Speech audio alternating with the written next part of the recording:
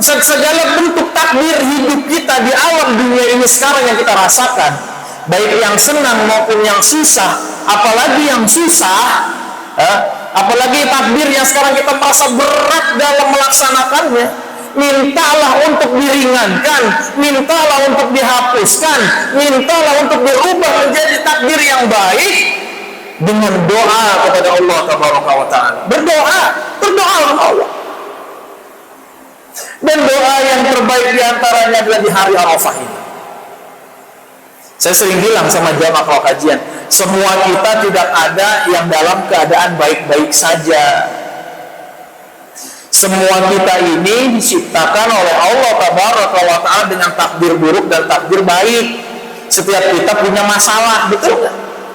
وتعاونوا على البر والتقوى ولا تعاونوا على الإثم والعدوان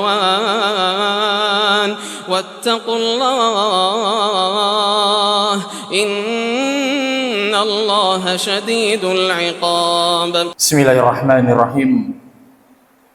السلام عليكم ورحمة الله وبركاته. Innal hamdalillah nahmaduhu wa nasta'inuhu wa nastaghfiruh wa na'udzu billahi min shururi anfusina wa min sayyiati a'malina. Man yahdihillahu fala mudilla lahu wa man yudlilhu falan tajida lahu waliyan mursyida. Wa ashhadu an la ilaha illallah wahdahu la syarika lah wa ashhadu anna Muhammadan abduhu wa rasuluh la nabiyyan wa la rasula ba'dah. Ya ayyuhalladzina amanu taqullaha haqqa tuqatih wa la tamutunna illa wa antum muslimun. Ma'asyiral muslimin wal mu'minin, jamaah Masjid Ar-Rasyid yang mulia dan dimuliakan Allah Tabaraka wa Ta'ala, dan seluruh kaum muslimin, bapak, ibu, ikhwan, akhwat, akhi, ukhti, kakak, adik, semuanya ya, yang menyaksikan live ini dari media sosial Masjid Ar-Rasyid Indonesia dimanapun antum berada. Semoga di hari ini, alhamdulillah, di 9 Dzulhijjah ya. Sekarang di 9 Dzulhijjah, di hari Arafah ini, Allah Tabaraka wa Ta'ala sebagaimana yang kita harapkan hanya darinya, Allah bukakan pintu-pintu ampunan di hari ini bagi diri kita. Allah bukakan pintu-pintu keridhaannya, pintu-pintu keberkahan, dan juga pintu-pintu rahmatnya. Dan terlebih khusus bagi yang melaksanakan saum Arafah di hari ini, semoga saum kita insyaallah ta'ala yang sekarang sedang kita laksanakan, Allah jadikan bagian dari pengampunan dosa-dosa kita, dosa-dosa yang 1 tahun yang lalu dan 1 tahun yang akan datang, sebagaimana yang telah kita pelajari bersama pada pertemuan selanjutnya. Dan ini momennya adalah momen kajian tematik menjelang berbuka puasa bersama, buka puasa Arafah ya, buka puasa sunnah Arafah 9 Dzulhijjah 1447 Hijriah. Kita maksimalkan untuk kajian ilmu sebelum berbuka puasa. Jamaah yang dimuliakan Allah Tabaraka wa Ta'ala, sebagaimana yang baginda Rasulullah sallallahu alaihi wasallam sabdakan, Allah Tabaraka wa Ta'ala mengampuni dosa-dosa yang telah lalu selama 1 tahun yang telah lalu, karena bulan Dzulhijjah ini adalah bulan terakhir ya. Bulan Dzulhijjah ini adalah bulan terakhir di bulan Hijriyah. Berarti setelah Dzulhijjah kita masuk Muharram. Itu tanggal atau bulan pertama dalam bulan Hijriah, berarti 1 tahun. Nah, enggak apa. Selamat datang. Jadi ketika kita berbicara tentang saum Arafah, Saumur Arafata yukaffiru sanatal madiyah wa ma baqiyah. Kama qala Rasul dalam sebuah hadis riwayat Imam Muslim. Saum Arafah mengampunkan atau yukaffiru, arti di sini adalah menghapus, menutup. Ya. Allah Subhanahu wa taala mengampuninya. Jamaah, kalau kita berbicara tentang saum satu hari berat atau tidak? Kita nih sekarang dari insyaallah taala dari semalam kita sahur sampai sekarang ini sudah jam 4 lebih sekian menit, ya. Ini kalau bagi kita pribadi atau bagi saya pribadi, ini alhamdulillah dengan izin Allah masih enjoy aja gitu. Alhamdulillah Allah masih berikan sehat dan energi, tidak lemas, tidak apa gitu. Karena satu hari, tapi ganjaran di sisi Allah tabaraka wa taala ampunan selama 1 tahun yang lalu yang telah lewat, dan ganjaran ampunan dari Allah 1 tahun yang akan datang. Coba kalau kita puasa 1 tahun atau 2 tahun sanggup nggak kira-kira? Nah, mungkin kan? 1 hari jamaah rugi kalau kita tidak melaksanakan saum. Dan bagi yang belum atau tidak melaksanakan, mudah-mudahan di kesempatan yang selanjutnya atau mungkin di kesempatan-kesempatan hari-hari berkah dari sunnah-sunnah Nabi, kita bisa melaksanakan dari apa yang Nabiullah SAW contohkan untuk berpuasa di dalamnya. Nanti ada di bulan Muharram, namanya hari Tasu'a dan Ashura. Nah, seperti itu ya. Dan juga selain kita memanfaatkan momen menjelang berbuka puasa sunnah Arafah ini, kita sedikit melanjutkan lagi kajian yang kemarin. Ya, karena kemarin kita kajian, kita perjelas lagi bagi apabila ada yang belum bisa dipahami secara utuh. Tapi sebelumnya, sebelum kita lanjut, kami meminta atau kita mengingatkan semuanya kepada kita semua tanpa terkecuali untuk hadirnya kita di sini dalam rangka ibadah, datang dari rumah melangkahkan kaki ke rumah Allah Masjid Ar-Rasyid Indonesia, niatnya ikhlas, tulus, murni karena mengharapkan keridhaan Allah Subhanahu wa taala. Kemudian untuk thalabul ilmi, dan kemudian untuk ukhuwah Islamiyah, dan kemudian juga semoga Allah bukakan pintu-pintu keberkahan dari rezekinya insyaallah, amin. Dan yang kedua, selain juga kita akan membahas kembali, mengulang kembali pelajaran kita, bahwasannya setiap kita hadir dari rumah kita ke rumah Allah, niatkan selain ikhlas karenanya, juga kita niatkan untuk memakmurkan masjid. Ini penting. Karena berapa banyak dari dalil, dari hadis-hadis sahih yang mengatakan kepada kita semua, bahkan saya temuin lebih dari 2 atau 3 hadis yang berkaitan dengan ahwalu alamatuz zaman, tanda-tanda atau alamat-alamat dari akhir zaman.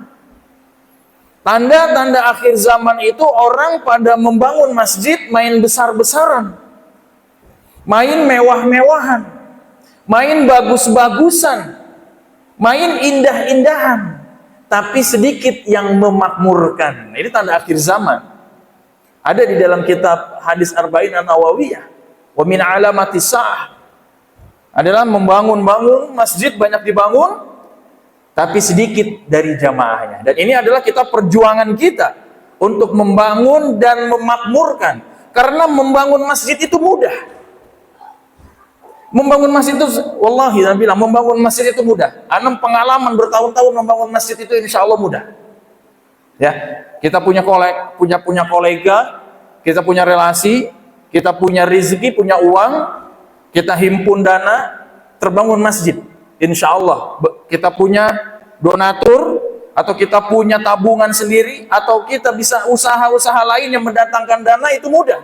Tapi memakmurkannya itu lebih sulit daripada membangunnya. Nah, makanya disebutkan di antara bagian dari jihad di jalan Allah adalah orang-orang yang berjuang dalam memakmurkan masjid. Nah, ini ada di dalam Al-Quran surah An-Nur. Al-Quran surah An-Nur ayat 36. Hafal nggak usah surat An-Nur? Kebanyakan kita hafal surat An-Nur ayat 21 ya. Wa min ayatihi an khalaqalakum li anfusikum. Ya kan? Kalau kita mau nikah dibaca surat An-Nur ayat 21, banyak yang hafal itu. Tapi kita lihat coba ayat An-Nur ayat 36, Allah menjelaskan tentang bagaimana Allah tabaraka wa ta'ala memuliakan masjid. A'udzu billahi samiil alim minasyaitonir rajim. Fi buyutin udzinallahu an turfa'a wa yudhkara fiha ismuhu wa yusabbihu lahu fiha bil ghuduwi wal asal. Fi buyutin, bertasbih kepada Allah di masjid-masjidnya. Disebutkan di sini fi buyutillah, di rumah-rumah Allah. Bertasbih kepada Allah di masjid-masjid yang telah diperintahkan untuk dimuliakan, dan disebutkan nama-namanya di dalamnya pada waktu pagi dan pada waktu petang. Dan di sini kita diperintahkan untuk selalu berusaha mentasbihkan Allah, berusaha diperintahkan untuk memuliakan rumah Allah, dan diperintahkan sebagaimana Allah memberikan kita kehidupan pada pagi dan petang untuk selalu berusaha memuliakan masjid. Nah, yang selanjutnya Allah tabaraka wa ta'ala berfirman, sebelum firman Allah, ada sebuah hadis Nabi SAW cukup mengingatkan kita, bagi kita semua yang senantiasa berusaha untuk menjadikan hayat kita, kehidupan kita semuanya bermakna. Semua kehidupan kita selalu melekat erat dari mengingat Allah. Karena di antara bentuk dari keistimewaan seorang hamba Allah yang beriman adalah yang selalu berzikir, zikrullahi tatmainul qulub. Ala bi zikrillahi tatmainul qulub, maka ingatlah Allah, maka hati akan menjadi tenang. Dan di antara bentuk zikir kepada Allah yang dapat menenangkan hati adalah ketika hati ini terpaut kepada masjid. Beda orang yang hatinya terpaut dengan masjid dengan orang yang hatinya itu alergi ke masjid. Beda. Dari ketenangan hatinya, dari ketenangan jiwanya, dari keberkahan hidupnya, dari semangatnya mencari nafkah, beda sekali. Itu saya rasakan sendiri ketika mungkin sehari dua hari naudzubillah lalai dari masjid.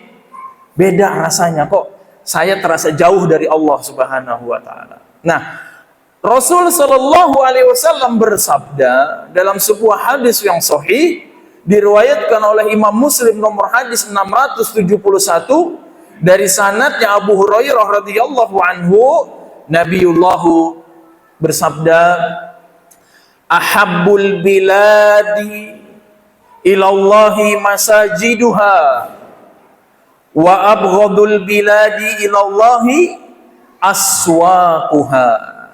Nih jamaah, Nabi SAW kan tauladan kita ya, betul tidak? Siapa yang tidak mentauladani Nabi SAW? Wah, repot nih yang nggak mentauladani Nabi.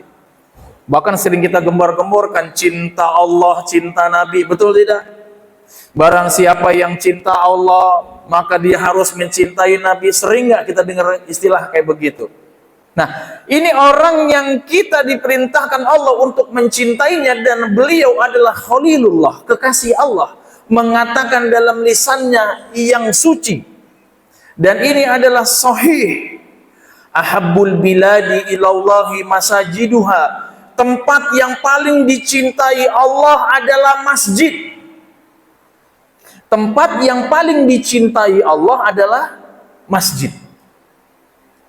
Wa abghadul biladi ilallahi aswaquha, dan tempat yang paling dibenci oleh Allah adalah pasar-pasarnya. Gitu jamaah. Tapi kebanyakan orang lebih senang kalau ke pasar ya. Betul tidak? Ya ini kita bertanya, jamaah, kita kalau sholat subuh berapa menit berjamaah? Berapa menit sholat subuh? Paling lama ya antara 7 menit ya, 7 menit, 8 menit lah, atau 10 menit lah. 10 menit. Sholat zuhur berjamaah berapa menit? Oke lah, semuanya kita pukul rata 10 menit. 10 menitan untuk sholat berjamaah, 10 menit paling lama. Ya, berarti 10 kali 5 sama dengan 50 menit. Kadang habis sholat aja udah kepengen buru-buru pergi. Betul nggak? Belum wirid, belum apa, pengen pergi gitu. Coba kalau ke pasar, cukup nggak 1 jam? Ini ke Jogja, ada sana dah. Sono ke supermarket, sono dikasih duit nih 1 juta nih, ini 1 juta sono belanja no. Ibu-ibu belanja sono. Cukup nggak kira-kira 1 jam? Enggak. Bahkan kalau bisa dari asar sampai isya di Jogja betah gitu kan. Benar tidak? Nah, padahal kalau misalnya kita mau berkata tentang tempat yang paling dicintai Allah, itu adalah masjidnya. Tapi kenapa ketika kita berada di masjid, kita tidak merasakan bahwasanya ini kita berada di tempat yang paling dicintai Allah? Nah itu, mudah-mudahan majelis ini, majelis Saum Arafah ini insya Allah bagian dari usaha kita untuk kita selalu senantiasa berada di tempat yang Allah paling cintai di muka bumi, daripada kita ada di jalan. Kan begitu ya jemaah ya. Biasanya kan kalau puasa sore-sore itu orang betah di masjid atau betah di jalan. Di jalan ngabuburit. Ya, benar tidak? Wah, bentar lagi ngabuburit nih jam 4:30 itu ngabuburit gitu kan. Ya Allah, padahal kalau sudah menjelang berbuka puasa itu, ini momen yang sangat krusial. Momen yang paling dimana mendekatkan diri kita kepada kebahagiaan dunia akhirat. Ketika menjelang berbuka puasa, berdoa di waktu itu adalah sangat dianjurkan karena waktu yang mustajabah. Yang kedua adalah hati akan merasa lebih khusyuk kepada Allah karena kita sudah mendekati kebahagiaan dalam berbuka. Dan yang ketiga adalah kesenangan bagi orang yang berpuasa itu ada 2. Pada saat dia berbuka puasa dan pada saat dia berjumpa kepada Allah Tabaraka wa Ta'ala. Dan alangkah indahnya di saat bahagia itu kita berada di rumah Allah Subhanahu wa Ta'ala. Jamaah, kalau kita diundang makan di rumah teman kita, ditraktir nih, seneng nggak? Misalnya kita ditraktir sama pimpinan kita. Misalnya kita guru nih, karena insya Allah kita semua guru buat keluarga kita. Betul tidak? Nah, misalnya kita guru ngajar di sekolah, kita diundang atau ditraktir makan sama kepala sekolah pimpinan kita, diundang buka puasa, kira-kira seneng nggak? Alhamdulillah seneng. Itu di rumah manusia. Coba bayangkan kita berada di rumah Allah dan kita dikasih rizki di situ yang dimana kita tanpa daya upaya Allah berikan rizki di situ. Buka puasanya dapet, berdoanya di rumah Allah dapat, khusyuknya dalam berzikir dapat, dan berkahnya di rumah Allah dapat. Tuh coba, Masya Allah, kurang bahagia apa coba? Nah, dan selanjutnya jamaah, ini yang harus kita pahami juga. Kebanyakan kaum muslimin lalai dengan ayat ini. Kebanyakan kaum muslimin lalai dengan ayat ini. Ini surah di dalam surah Al-Imran, ayat di dalam surah Al-Imran, ayat 110. Ini jarang dikaji. Saya juga bingung kenapa ayat ini jarang dikaji. Coba kalau misalnya setiap dai, setiap ustadz sering membahas tentang ayat ini, yakin masjid ini makmur. Jangan sampai masjid ini makmur cuman di 4 keadaan. Jangan sampai masjid itu ramai pada saat 4 hal saja. Pada saat mauludan, pada saat rajaban, pada saat nisfu syaban, pada saat tarawehan, cuma 4 itu doang ramainya. Betul tidak? Coba kalau misalnya para dai, para ustadz sering mengajarkan tentang ayat ini, insya Allah kaum muslimin dengan hidayah Allah Subhanahu wa taala akan berlomba-lomba untuk kembali kepada masjid. Ini tadi saya bilang surah Ali Imran ayat 110. Yang pertama, Allah tabaraka wa taala berfirman, kuntum khaira ummatin ukhrijat linnas ta'muruna bil ma'rufi wa tanhauna 'anil munkar wa tu'minuna billah walau amana ahlul kitabi lakana khairal lahum minhumul mu'minuna wa aksaruhumul fasiqun. Ayat ini yang pertama. Kalian kuntum, kalian khaira ummat, kalian adalah umat terbaik, ukhrijat linnas, yang dilahirkan untuk manusia, menyuruh kepada yang ma'ruf dan mencegah dari yang mungkar, dan beriman kepada Allah Azza wa Jalla. Tuh, orang yang menjadi bagian dari umat yang terbaik, Allah katakan umat Islam ini umat yang terbaik. Kuntum khaira ummat ukhrijat linnas, yang dilahirkan untuk manusia, ta'muruna bil ma'ruf wa tanhauna 'anil munkar, yang selalu berusaha untuk mengerjakan yang ma'ruf, memerintahkan yang baik, dan mencegah dari yang mungkar, wa tu'minu billahi, dan yang beriman kepada Allah. Iman lagi. Orang kalau tidak beriman atau imannya lemah, amar ma'ruf nahi munkar itu susah jamaah, berat jamaah.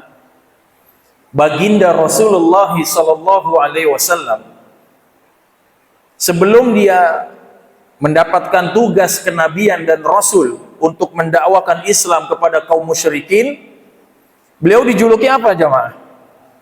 Al-Amin. Artinya apa Al-Amin? Yang terpercaya.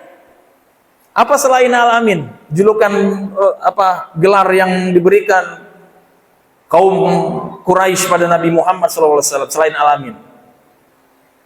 As-Sidq. Orang yang jujur. Bagian dari julukan yang Allah yang kaum di situ lekatkan kepada baginda Nabi sebelum kenabian dan kerasulannya adalah orang yang jujur. Ada juga riwayat yang mengatakan Az-Zaki. Nabi adalah orang yang pandai. Orang yang pintar meyakinkan orang, pintar ya bergaulnya pintar gitu. Menyenangkan hati orang banyak. Tapi ketika Allah tabaraka wa ta'ala memerintahkan dengan kenabian dan kerasulannya untuk mendakwahkan umat di kala itu, untuk kembali kepada tauhid, mengesahkan Allah, menyembah Allah, meninggalkan kesyirikan, mendakwahkan kaumnya, mendakwahkan tetangganya, mendakwahkan orang-orang terdekatnya, berubah dari Al-Amin menjadi Al-Majnun. Betul tidak? Yang tadinya orang percaya dibilang orang gila. Yang tadinya orang pintar dibilang tukang as-sahir, tukang sihir. Karena memang keimanan itu harus kuat sebelum amar ma'ruf nahi munkar. Karena kalau amar ma'ruf nahi munkar nanti banyak musuhnya saudara. Banyak yang gak suka. Banyak yang mencela, banyak yang mencibir. Itu pasti, dakwah itu seperti itu. Nabi aja yang paling Allah berkahi hidupnya, yang paling Allah ampuni dosa dan kesalahannya, banyak yang benci, banyak hatersnya kalau bahasa sekarang ya, banyak yang suka membulinya gitu kan. Apalagi kita, disinilah peran keimanan. Orang yang beriman adalah yang terbaik yang diturunkan umat manusia, ta'muruna bil ma'ruf wa tanhauna 'anil munkar. Dan yang terakhir sebelum kita kembali ke bahasan kita, banyak nih jamaah. Oh nih, bukan yang terakhir dah, dua nih. Satu hadis sama satu ayat lagi. Mudah-mudahan nggak bosan. Hadis sahih yang diriwayatkan oleh Al-Imam Abu Daud nomor 449 Dan juga diriwayatkan oleh Imam An-Nasa'i nomor hadis 689, yang diriwayatkan oleh Imam Ibnu Majah nomor 739, dan hadis ini dinyatakan sahih dalam Sahih Sunan Abu Daud. Masya Allah. Baginda Rasulullah sallallahu alaihi wasallam bersabda, nih perhatikan jamaah, yakin nggak? Saya sering nanya lagi, yakin nggak sama hari kiamat? Yakin kan sama hari kiamat? Yakin bah sama hari kiamat? Yakin ya?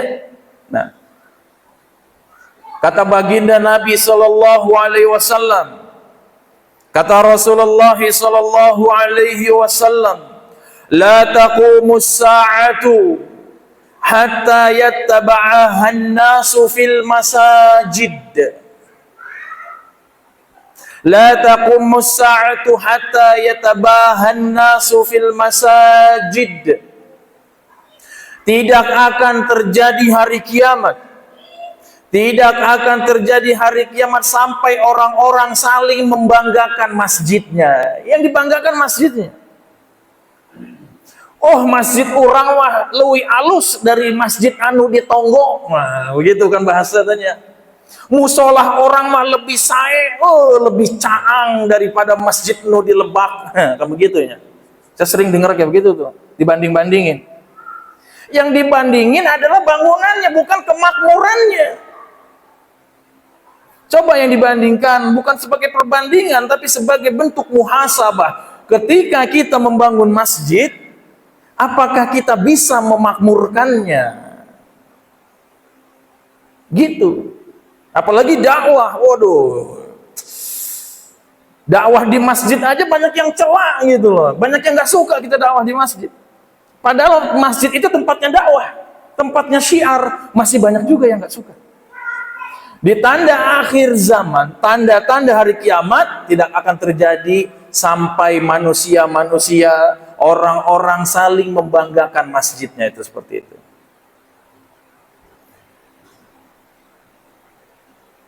Surah At-Taubah ayat 118.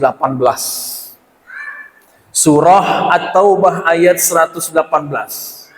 Silakan nanti saudara-saudara, Bapak, Ibu yang ada di Masjid Ar-Rasyid dan yang ada di tempatnya masing-masing yang menyaksikan melalui live, buka Al-Qur'annya surah At-Taubah ayat 18.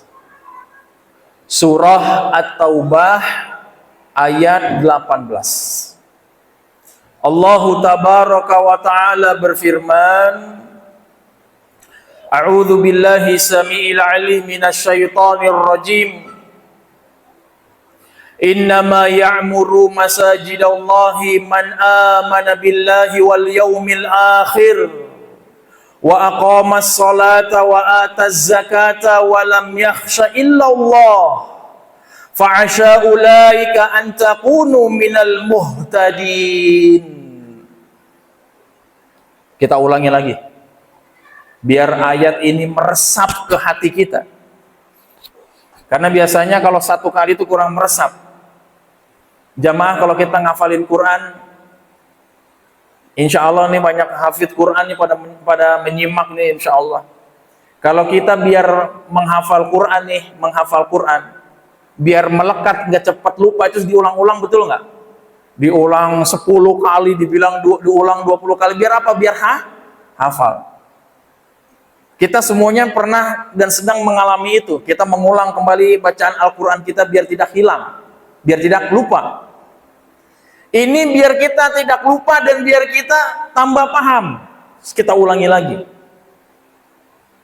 Allah tabaraka wa ta'ala berfirman, A'udzu billahi samiil 'alim minasyaitonir rajim. Innama ya'muru masajidallahi man amana billahi wal yaumil akhir wa aqamas salata wa ataz zakata wa lam yakhsha illallah. Fa'asa ulaika an yakunu minal muhtadin. Allah subhanahu wa ta'ala berfirman, hanyalah orang-orang yang memakmurkan masjid-masjid Allah, ialah orang-orang yang beriman kepada Allah dan hari kiamat, hari akhir. Mereka tetap setia mendirikan sholat, menunaikan zakat, dan tidak takut kepada siapapun selain kepada Allah Tabaraka wa Ta'ala. Maka merekalah orang-orang yang diharapkan termasuk golongan orang yang mendapatkan petunjuk. Tuh jamaah, pengen nggak mendapatkan petunjuk dari Allah? Ini sebuah permisalan. Kita kalau kesasar di jalan, misalnya kita mau ke mana nih? Mau ke tempat kampung yang kita belum pernah. Kita tersesat atau kesasar, keder kalau bahasa kitanya di jalan. Ini belok kiri apa belok kanan? Ini lewat jalan raya apa masuk gang? Ada kayak begitu ya? Ini rumahnya nomor berapa, blok apa, kan kita sering bingung. Ketika kita dalam keadaan membutuhkan pertolongan, petunjuk, ternyata ada yang memberikan kita informasi, Pak, jalannya belok kanan, nanti dari belok kanan lurus sekitar 100 meter belok kiri ada gang kecil, di situ ada rumah nomor sekian, di situ tempatnya. Seneng nggak dapat petunjuk kayak begitu? Seneng nggak? Jadi selamat sampai tujuan, menghemat waktu, menghemat tenaga. Ketika kita salah jalan saja kita merasa senang ketika diberikan petunjuk oleh manusia. Lah ini kenapa kita tidak mau mendapatkan petunjuk dari Allah kalau kita takut tersesat dalam kehidupan di dunia? Waalaikumsalam. Kenapa kita nggak mau minta petunjuk dalam kehidupan di dunia ini biar kita nggak tersesat gitu loh? Karena kebanyakan manusia terkadang pengen tersesat, betah dengan ketersesatan, betah, nggak mau dapat petunjuk. Mungkin buat masuk surga punya Google Maps kali, belok kanan, 100 meter lagi, nggak ada. Ke surga nggak ada Google Maps, saudara. Google Map-nya ini adalah petunjuk dari Allah, hidayah dari Allah Subhanahu wa taala. Innamal ya'muru masajidallahi man amana billah. Dan sesungguhnya orang-orang yang memakmurkan masjid-masjid Allah dari orang-orang yang beriman kepada Allah dan orang-orang yang beriman kepada hari akhir. Tuh, beriman, iman kembali lagi. Kalau iman yang sudah berbicara semuanya kalah. Kalau iman di hati yang sudah berbicara semuanya kalah. Malas bangun subuh kalah. Ketika mendengar Allahu Akbar, as-salatu khairu minan naum, langsung hudang, bangun.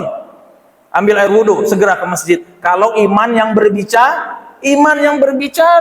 Tapi kalau nafsu yang lebih dominan, aduh gandeng amat di speaker masjid lah, lagi enak-enak tidur ganggu baik, gitu kan. Betul tidak? Betul nggak? Nah.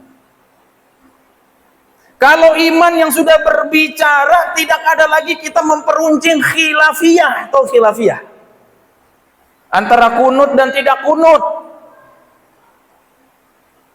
Ini gara-gara di situ mah di tonggoh mah masjidnya teu kunut, urang mah teu sah salat teu kunut. Ini khilafiyah. Para imam mazhab ini bilang khilafiyah, ada yang membolehkan, ada yang menyunahkan, ada yang melarang. Ini khilafiyah. Dan sikap kita tentang khilafiyah adalah dewasa dalam ilmu. Kita kembali kepada usul pokoknya, sholat itu wajib buat kita semua. Apalagi buat laki-laki berjamaah. Sedangkan kunut bagi pemahaman mazhab, salah satu mazhab adalah sunnah. Jangan sampai sunnah mengalahkan yang wajib. Dengan alasan tidak ada kunut, nggak mau sholat berjamaah ke masjid. Nah ini namanya salah paham yang kayak begini. Ini namanya fanatisme mazhab. Coba kaji lebih ulang lagi. Jamaah, kita misalnya sedang pergi safar ke tempat orang dan kita singgah untuk sholat subuh berjamaah. Sedangkan kita mengikuti mazhab Imam Ahmad bin Hambal misalnya.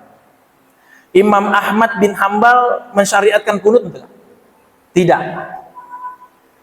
Tapi kita mampir di suatu masjid yang di situ masjidnya imamnya melaksanakan mazhab Imam Syafi'i dengan kunut.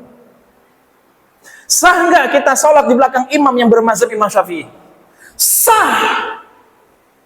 Sah. Dan tetap mendapatkan 27 kali derajat sholat berjamaah di masjid dan sah sholatnya. Walaupun imamnya pakai kunut. Jadi tidak melunturkan kewajiban untuk sholat berjamaah. Dan yang kedua, misalnya kita menganut mazhab Imam Syafi'i yang mengatakan sunat adalah sunnah muakkadah. Terus kita pergi safar ke suatu tempat yang dimana imamnya tidak mengerjakan sunut, tidak mengerjakan kunut. Kita sholat di situ, sah nggak sholatnya? Sah. Dan tetap mendapatkan fadilah keutamaan sholat 27 kali rakaat, 27 kali derajat lebih besar daripada sholat sendiri, apalagi di rumah. Siapa di sini yang pernah sholat di Masjidil Haram? Ustaz ya? Yang sudah umroh, pernah haji, mudah-mudahan di sini yang pernah umroh, pernah haji, semuanya insya Allah akan haji, akan umroh, amin. Masjidil Haram ini bukan dalil ya, tapi hanya sebuah permisalan. Ini bukan dalil, ini karena bukan Quran, bukan hadis. Ini hanya permisalan. Masjidil Haram, berapa keutamaan sholat berjamaah di Masjidil Haram? 100.000 kali lipat pahalanya daripada sholat di masjid selainnya. Betul tidak? Di masjid biasa. Di Masjid Nabawi di Madinah Al-Munawwarah, berapa kali lipat pahalanya jamaah? 10.000. 10.000 saja? 1.000.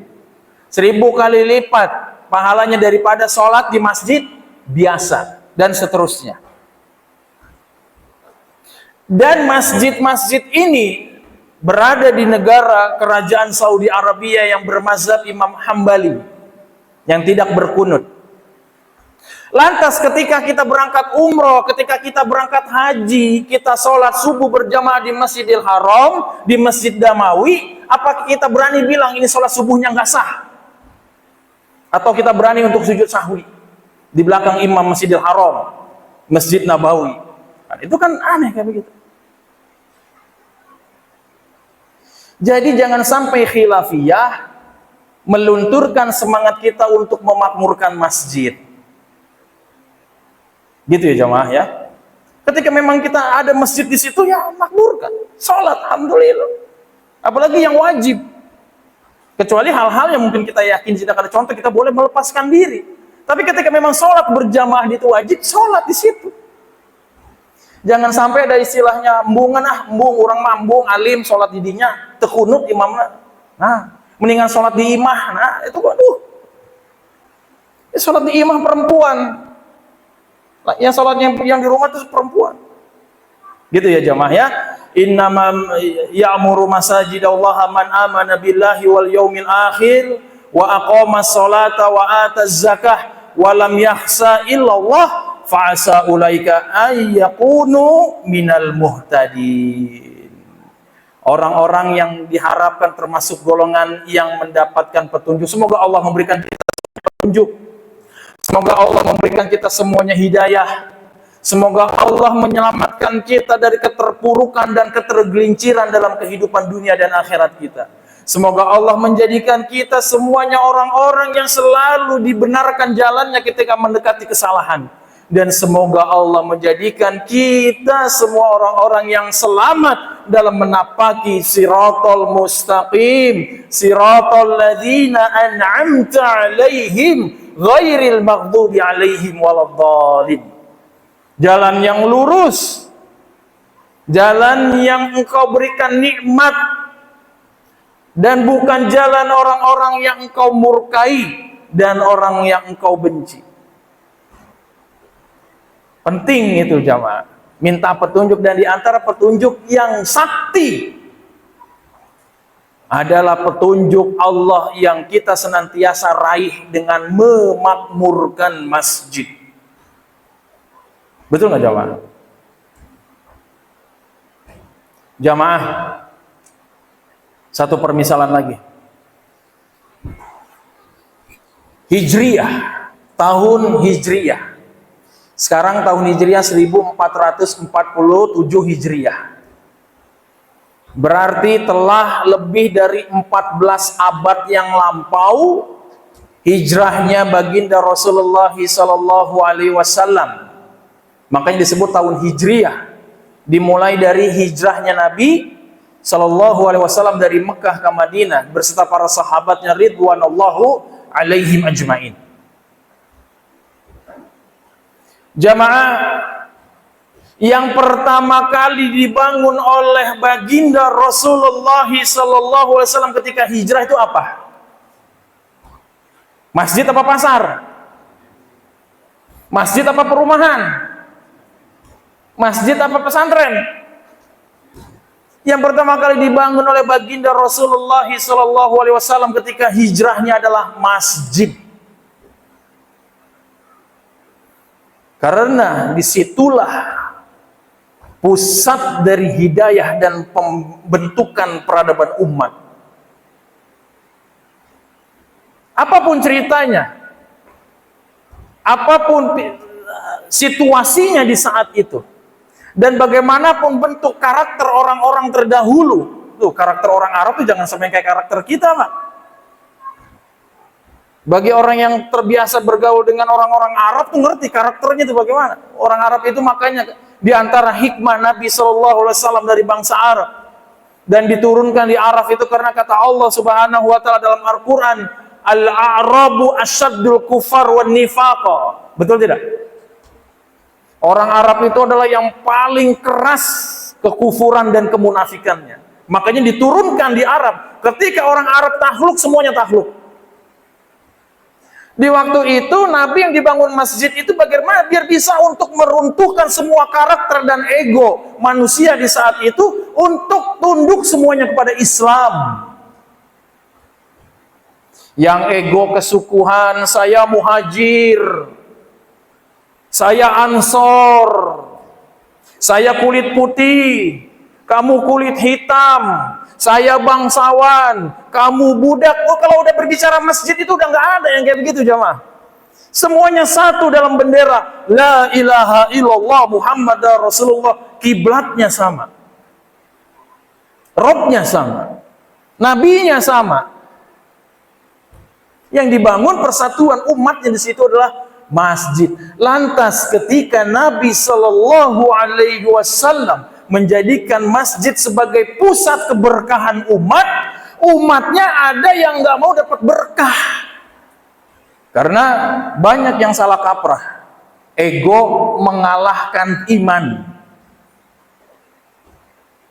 rasa sakit hati mengalahkan iman, kedengkian, keirian, kehasadan mengalahkan iman, akhirnya menjauh.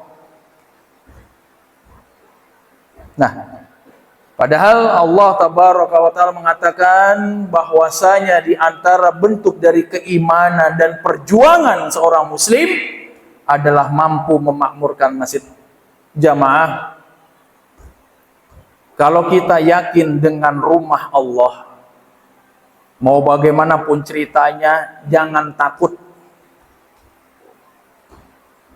Sampai detik ini nih, dulu saya pernah jadi dai daerah. Dulu saya pernah jadi dai daerah, dikirim ke pelosok. Lebih pelosok dari pelabuhan mah kota nggak. Dulu saya pernah di daerah, di pelosok. Dulu sebelum nikah, waktu masih jadi mahasiswa. Saya dapati masjid-masjid di pelosok yang jauh dari kata mewah. Di situ orang-orang yang jauh dari teknologi. Di saat itu belum ada teknologi seperti sekarang. Di situ belum ada fasilitas yang mudah dan mewah. Kalau sekarang kita tinggal cekrek, stop kontak, lampu nyala, enak, betul nggak? Panas sedikit punya kipas angin, bahkan ada yang punya AC di masjidnya. Di masjid-masjid pelosok, jamaah, berat dakwah di sana, jamaah, lebih berat dari di sini. Ya. Ketika Allah bangunkan masjid di situ, Allah jadikan satu atau dua orang imam di situ. Itu imam cerita sama saya, walaupun mungkin kita jauh dari kemewahan, tapi alhamdulillah hidup kita nggak pernah kekurangan. Itulah berkahnya orang-orang yang ada di masjid. Bahkan negara-negara yang di situ memprioritaskan Islam sebagai agama mayoritas atau agama yang ibaratkan yang dianut seluruh sekian besar warga negaranya, imam masjid itu kalau bisa jangan kemana-mana, ini ke masjid aja, urus masjid ini, digaji sama kita. Dulu waktu saya di Saudi, saya pernah berteman sama seorang imam masjid, karena di setiap blok itu ada masjid. Saya pernah berteman sama seorang imam masjid, bertanya sama dia, namanya Umair, karena seusia, tapi bacaannya Masya Allah, Umair, Allah samahat, ini punten nih gitu kan, uridu an as'aluka binisbati hayatika anta, aku pengen nanya yang berkaitan dengan hidupmu, boleh nggak sedikit aja? Fadol ya akhi, gitu kan, silahkan saudaraku, boleh tahu ente jadi imam masjid ini tepat waktu, 5 waktu ente selalu udah ada di masjid, ada yang bayar apa enggak? Dia senyum, alhamdulillah, ana dengan jadi imam masjid bisa punya mobil, bisa punya rumah, bisa menafkahi istri, bisa menafkahi anak. Di mana gajinya? Gajinya dari zakat kaum muslimin yang dikelola oleh negara. Jadi masjid itu nggak pernah kosong. Masjid tidak pernah melompong. Ada juga yang saya tanya, itu Umair namanya. Saya tanya lagi, orang India. Ini orang India ini kerjaannya di masjid India tukang buka, ngonciin pintu sama bersihin toilet. Orang India, lupa namanya siapa itu orang India. Karena kita kalau waktu azan zuhur atau asar, kita kantor tutup. Semua kita disuruh keluar, suruh ke masjid. Nggak ada yang waktu azan itu kita masih ada di dalam kantor, nggak ada. Semuanya ke masjid. Dibukain pintunya, toiletnya sama ini orang India. Saya tanya, entah namanya siapa, saya lupa. Allah kasih lupa ya. Dia nanya, antum digaji berapa? Jadi marbot. Saya bilang, ya alhamdulillah, ana di kampung ana di India gitu kan. Ya bisa pupunyaan lah.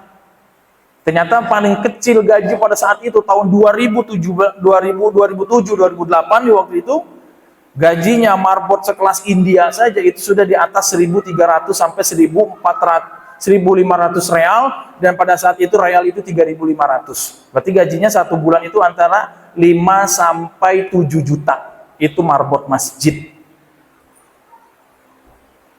Tuh jamaah. Untuk apa? Untuk memakmurkan masjid. Ayo. Nah, jadi ini penting buat kita semua. Mudah-mudahan di hari Arafah ini menjadi penyemangat kembali untuk kita semangat dalam beribadah wajib di masjid, dan juga dalam beribadah sunnah, dan dalam mencari keberkahan usia kita, mencari keberkahan ilmu kita, mencari keberkahan harta kita. Salah satunya adalah dengan kita sering mendatangi masjid. Nah, naungan yang tidak ada naungan dari Allah Subhanahu wa taala, golongan di antara golongan-golongan yang akan mendatangkan atau mendapatkan naungan oleh Allah Subhanahu wa taala pada hari kiamat, di antaranya adalah rijalun muta'alliqun qulubuhum bil masajid. Di antara golongan manusia yang akan mendapatkan naungan Allah, yang tidak ada naungan selain naungannya di saat itu. Pengen gak dapat pertolongan Allah di hari kiamat jamaah? Pengen ya? Siapa yang gak mau? Dan di antara pertolongan dan naungan Allah di hari kiamat adalah laki-laki, para pemuda yang hatinya selalu terpaut ke masjid. Semua kita masih anak muda nggak? Masih anak muda, nggak ada mau dibilang tua. Bah, usia berapa, Bah? 56. Dibilang tua mau nggak? Bisa, tapi kalau dibilang anak muda lebih seneng ya? Iya. Nggak mau dibilang tua, kita semuanya masih muda, Ustaz. Nah, Ya begitu ya, masih muda Ustaz. Nah, jadi mudah-mudahan Allah menaungi semua kita dalam majelis ilmu ini, dan keberkahan ini insya Allah menambah keberkahan puasa saum Arafah kita. Nah, jemaah, kita lanjut kepada materi kita, melanjutkan yang kemarin. Dari 8 poin yang kemarin telah kita sampaikan di dalam keutamaan hari Arafah, ya. Ini ada satu yang kita akan lebih tekankan. Yang akan kita tekankan di hari ini adalah doa di hari Arafah adalah doa yang terbaik. Doa di hari Arafah adalah doa yang terbaik. Ini di saat ini, di momen ini. Makanya nanti saya tadi bilang sama Ustaz Abu Pasha, saat nanti kita jangan berhentinya pas maghrib. Kita jeda dulu sekitar setengah jam sebelum maghrib kita selesai. Untuk kita berdoa. Mendoa atau berdoa dengan doa kita masing-masing yang kita punya hajat diri kita masing-masing. Nah, tapi ini baru jam 5 ya, mungkin nanti sekitar 20 menit lagi atau maksimal setengah jam lagi kita selesai. Nah, di sini kita bahas ini tentang doa. Jamaah yang mulia dan dimuliakan Allah Tabaraka wa Ta'ala, di hari Arafah terdapat keistimewaan yang di sini adalah sering disebut dengan bahasa modern sebagai gold times. Apa tuh gold times? Waktu emas. Bapak-bapak suka emas nggak? Suka Ustaz, tapi nggak. Yang lebih suka tuh ibu, gitu kan. Ya, ada yang bilang kalau bahasa kerennya nih, bahasa zaman sekarang ini adalah hari Arafah ini adalah gold times, waktu emas untuk berdoa. Dari sekian banyak ilmu yang kita pelajari berdasarkan dalil yang sahih, banyak Allah menurunkan keutamaan-keutamaan dari tempat dikabulkannya doa. Allah turunkan waktu-waktu yang mustajabah untuk dikabulkan doa, dan di antara yang paling istimewa adalah doa di hari Arafah. Sebelum kita lanjut lagi bahas tentang apakah doa ini untuk memotivasi, ini hadis yang diriwayatkan oleh Imam At-Tirmizi. Hadis diriwayatkan oleh Imam At-Tirmizi nomor 3585. Nomornya 3585. Nah, baginda Rasulullah sallallahu alaihi wasallam bersabda, khairud du'ai du'a'u yaumi Arafata, wa khairu ma qultu ana wan nabiyyuna min qabli, la ilaha illallah wahdahu la syarika lah, lahu mulku wa lahul hamdu wa huwa ala kulli syai'in qadir. Jamaah, nih Rasulullah sallallahu alaihi wasallam jelas banget ngomong sama kita. Coba kalau misalnya Nabi berbicara, ada ucapan Nabi sahih, coba diresapin dan diseriusin dengan telinga dan hati kita, agar hidayah itu tertancap. Betul nggak? Karena ini khabar, berita yang istimewa dari Nabi.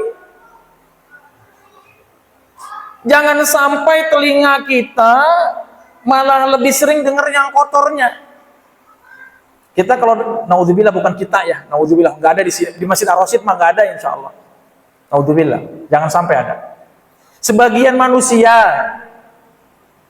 kalau kupingnya mendengar tentang aib orang, tentang kejelesan orang, tentang kekurangan atau keburukan orang, kan langsung kepo ya. Ah, yang bener, masa iya? Wah, kok begitu ya? Kan begitu ya. Kalau dengar yang jelek. Waduh, jadi tahu nih saya nih. Waduh, jangan-jangan seperti itu. Langsung rasa kepo kita muncul, pengen tahu lebih dalam. Emang bener begini? Emang bener begitu? Ya. Kejadian nggak kayak gitu? Coba kita rubah sekarang, ketika kuping kita mendengar ucapan Nabi, kita keponya bukan begitu. Keponya, oh, ilmu apa yang akan saya dapat dari ucapan Nabi ini? Nah, begitu, coba dirubah kupingnya. Jadi kupingnya kembali lagi kepada jalan yang lurus.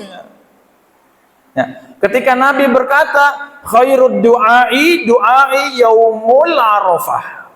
Khairud du'ai du'a'u yaumi arafah. Sebaik-baiknya doa adalah doa di hari Arafah. Masa iya ya doa di hari Arafah itu baik? Kenapa? Kok bisa sih doa di hari Arafah itu yang terbaik?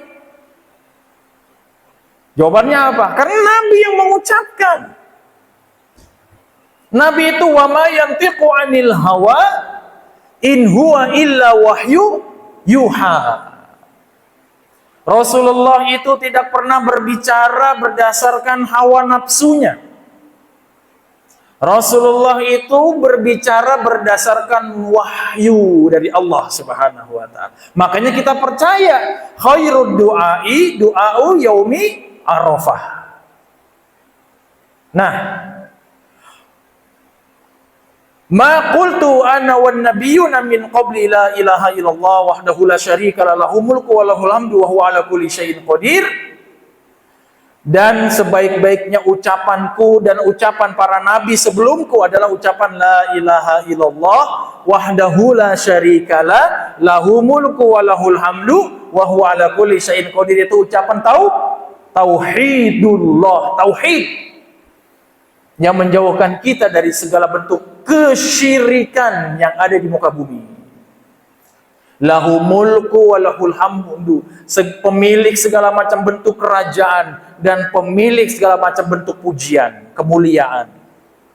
Wa huwa ala kulli syai'in qadir, dan Allah lah ala kulli syai'in qadir, segala sesuatu ditetapkan. Tuh, yang menetapkan semuanya Allah. Ketika Nabi bersabda khairud du'ai yaumil arafah, sebaik-baiknya doa adalah doa hari Arafah. Nih sekarang momennya.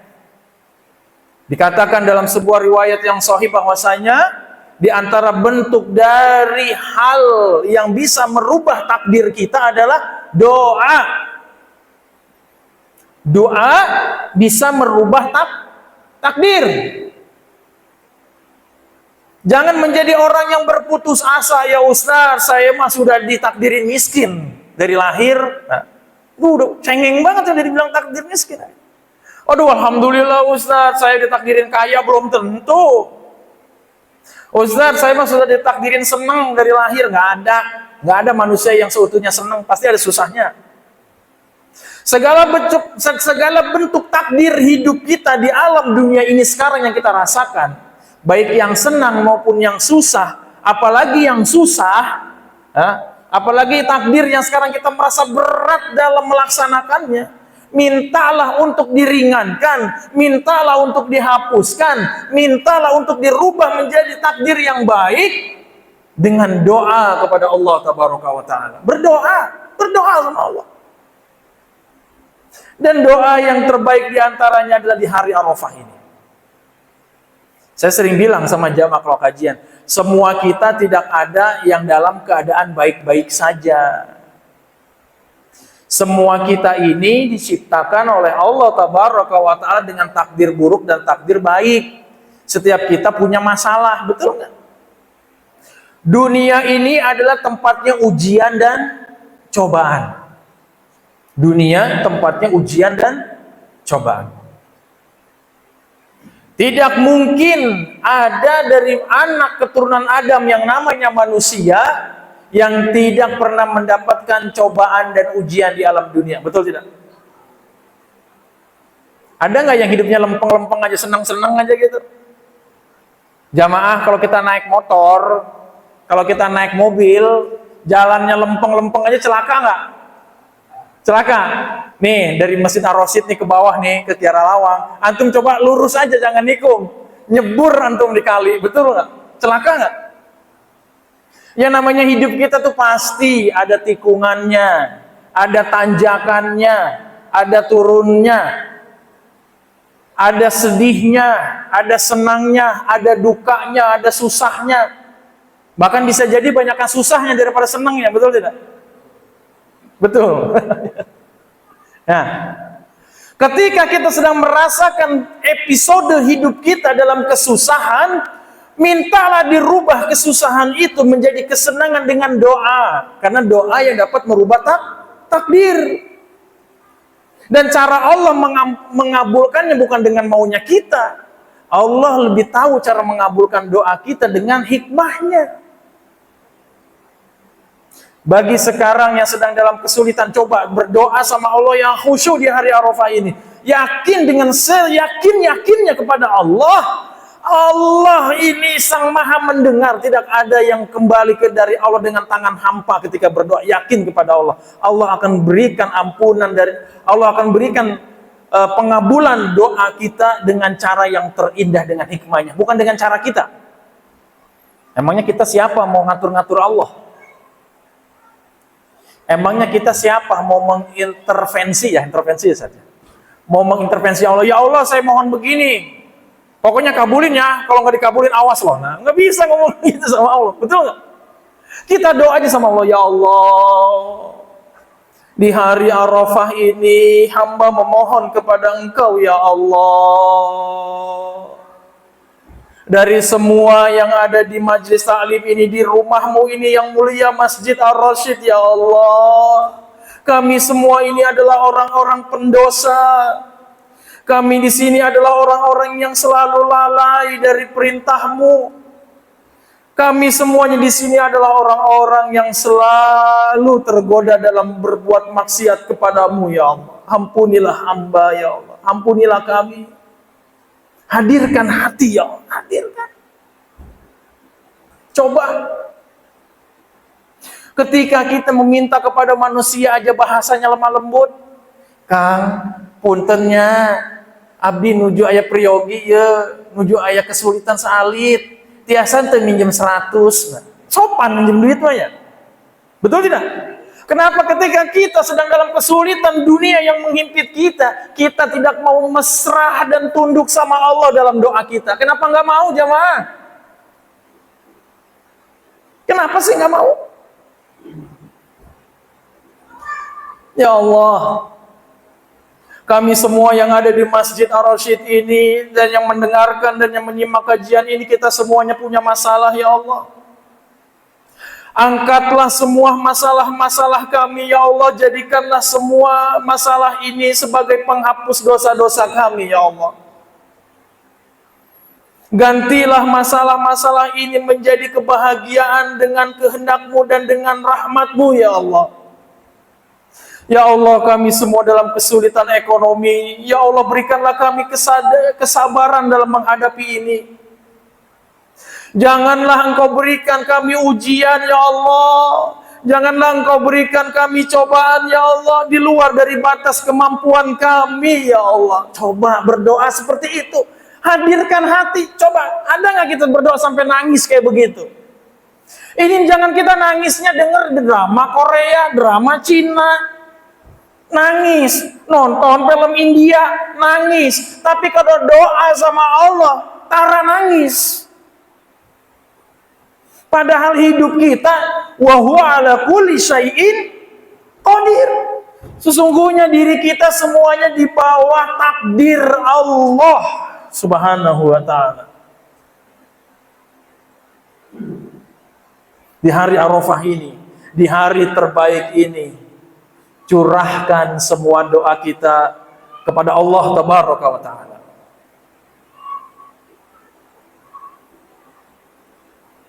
Jamaah, terkadang kita merasa kesulitan kita, kesusahan hidup kita yang kita alami, karena berdoa, kebanyakan manusia ini umumnya, tabiat manusia itu berdoa itu kan kita susah ya. Betul tidak?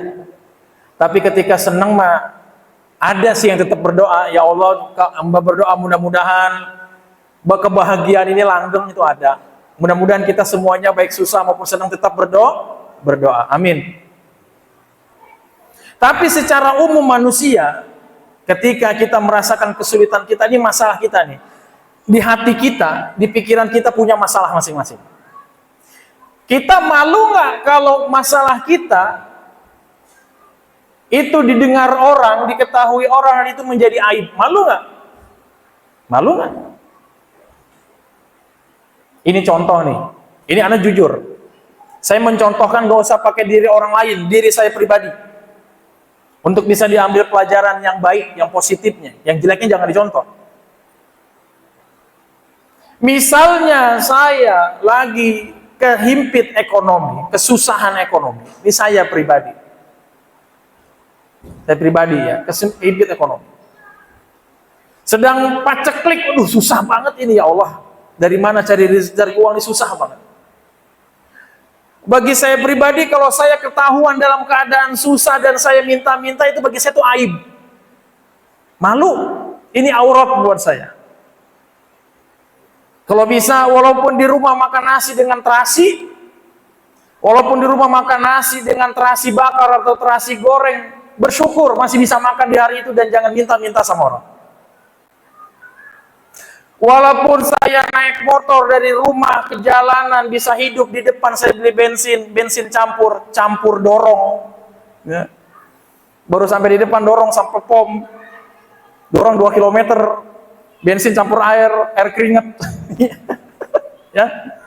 Kalau bisa jangan sampai ketahuan kita dalam keadaan susah.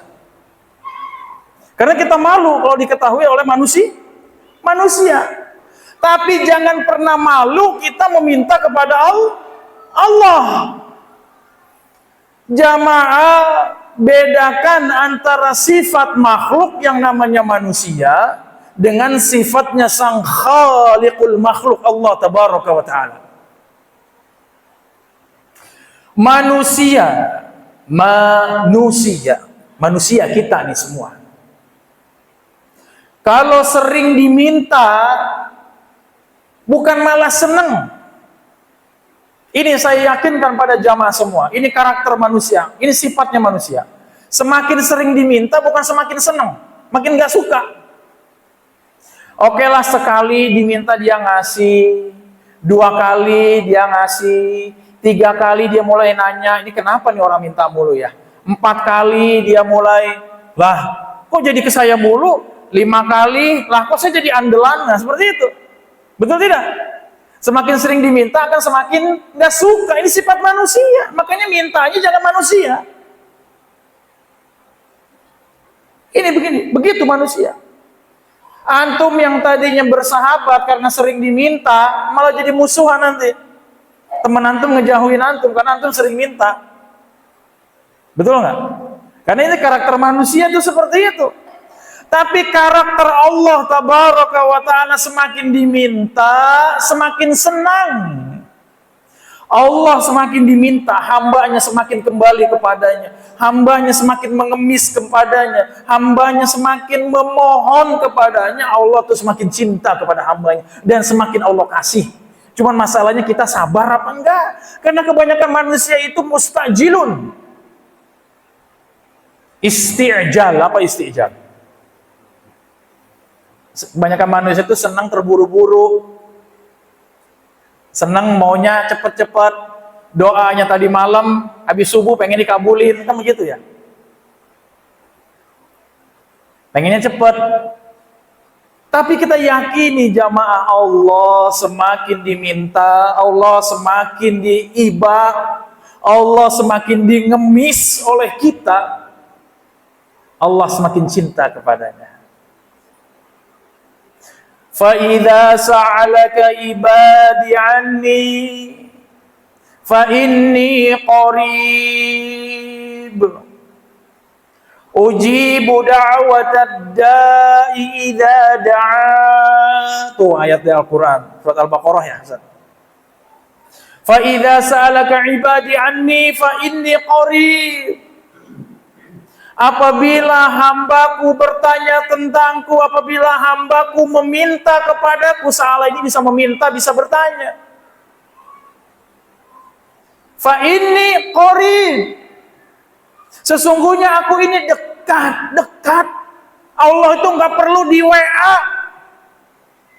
Allah itu nggak perlu di SMS. Allah itu nggak perlu di miss call. Allah itu sangat dekat, lebih dekat dari leher kita sendiri. Fa idza sa'alaka ibadi anni fa inni qarib ujibu da'watad da'i idza da'a. Dan Allah akan mengijabah setiap permintaan orang-orang yang meminta kepadanya. Itu yakin. Gitu jamaah. Jamaah. Ini nggak usah dijawab. Tapi saya tanya, jamaah nggak perlu menjawab. Cukup dijawab dalam hati saja. Dijawab di dalam hati masing-masing. Kalau kita dalam kesulitan, kalau kita dalam keterpurukan, kalau kita dalam cobaan dan ujian yang menyesakkan hati kita, memusingkan pikiran kita, mana yang lebih banyak? Mengeluh atau bersujud kepada Allah? Banyakan mengeluh atau banyakan bersujud? Nggak usah dijawab. Jawab masing-masing aja. Kebanyakan kita nggak semuanya, tapi mudah-mudahan di Ar-Rasyid mah nggak ada. Ya. Kebanyakan kita kan ngeluhnya, ya Allah, Ustadz, susah jadi ibu-ibu zaman sekarang mah. Lah, emang kenapa ibu-ibu susah? Belanjaan mahal-mahal semua Ustadz, sayuran mahal, cabai mahal, bawang mahal. Ngeluh ya? Ngeluh. Terus bapaknya juga ngeluh, ya Allah Ustadz, kenapa Pak? Bingung saya mah sama istri saya. Kenapa? Kalau dikasih uang belanja nggak pernah cukup. Ya, bapaknya aja ngasihnya sedikit kali. Ngeluh juga. Manusia sifatnya ngeluh ya. Tapi pernah nggak kita rubah mengeluh kita menjadi sujud kepada Allah? Coba berbisik sama Allah, ya Allah, zaman sekarang kebutuhan semakin banyak. Ya Allah, beri kemudahan ya Allah. Coba, ada nggak yang kayak begitu kita? Nah, ya Allah, sekarang dagang sepi. Dagang dari rumah cuma dapat 20.000, ya Allah, modal juga nggak ketebus. Nah, kayak gitu ya. Coba sujud sama Allah. Fa idza sa'alaka ibadi fa inni qarib ujibu da'watad da'i idza da'a. Dan hari Arafah ini hari yang terbaik. Khairud du'ai du'au yaumil Arafah. Nah, jamaah yang dimuliakan Allah tabaraka wa taala, sebelum kita tutup majelis kita, karena kita sudah menjelang waktu berbuka puasa, sudah mendekati senja, mendekati terbenamnya matahari, ini waktu-waktu yang sangat mustajabah, waktu-waktu yang sangat krusial. Mari semua kita sujudkan wajah kita, tundukkan hati kita, angkat tangan kita, hadirkan hati kita, fokuskan jiwa kita untuk memohon kepada Allah tabaraka wa ta'ala. Cukup ya jamaah ya, karena sudah sekitar 30 menit lagi menjelang buka puasa. Saya akhiri, mudah-mudahan kajian ini mendatangkan kebaikan dunia dan akhirat, dijadikan majelis ini sebagai majelis ilmu yang bermanfaat untuk kehidupan kita dunia dan akhirat. Dan semoga majelis ini majelis yang dihadiri oleh para malaikat, yang di situ terdapat penyebutan nama-nama kita di sisi Allah Subhanahu wa taala. Amin. Dan semua kita mohon kepada Allah, semoga amal ibadah kita dari 10 hari pertama bulan Dzulhijjah ini diterima semuanya oleh Allah Subhanahu wa taala, dan besok kita melaksanakan salat Idul Adha insyaallah taala, dan Masjid Ar-Rasyid mengadakan salat Idul Adha insyaallah. Yang benar datangnya dari Allah Subhanahu wa taala, dan yang salah datangnya dari diri saya pribadi. Yang benar datangnya dari Allah, kita mohon selalu dalam kebenaran, dan yang salah jangan ditiru, jangan dicontoh, karena ini murni dari kelalaian diri saya. Subhanakallahumma wa bihamdika asyhadu an la ilaha illa anta astaghfiruka wa atubu ilaih. Wassalamu alaikum warahmatullahi wabarakatuh.